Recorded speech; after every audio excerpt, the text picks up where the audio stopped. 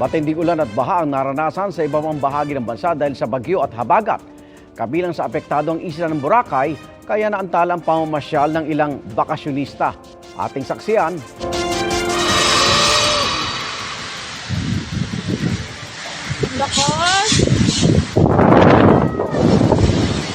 Imbis na makapamasyal, pansamantalang staycation sa mga hotel ang ilang turista sa isla ng Boracay.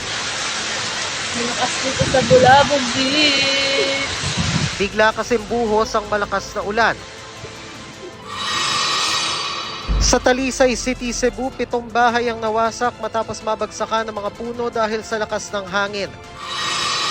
Hindi puno kundi malalakas na alon naman ang sumira sa ilang bahay na nakatayo sa baybayin sa Barangay Leon Garcia, Davao City nitong Biyernes ng gabi.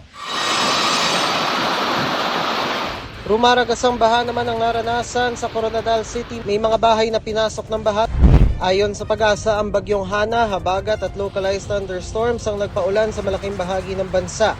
Ayon sa NDRRMC, umabot na sa 584 million pesos ang halaga ng pinsala sa agrikultura ng bagyong Goring at Hana at habagat. Malaking bahagi ng pinsala ay naitala sa Western Visayas. Sa infrastruktura naman, nasa 130 million pesos ang naging pinsala sa Cagayan, Western Visayas at CAR. 2 naman ang naitalang patay dahil sa masamang panahon. Isa ang sugatan at isa rin ang nawawala. Mahigit 33 million pesos na rin daw ang naipamahaging tulong sa mga biktima ng masamang panahon ayon sa NDRRMC. Para sa GMA Integrated News, Dano Tingkong ko ang inyong saksi. Mga kaibigan, samahan niyo kaming saksiyan ng mga balita. Mag-subscribe sa GMA Integrated News sa YouTube.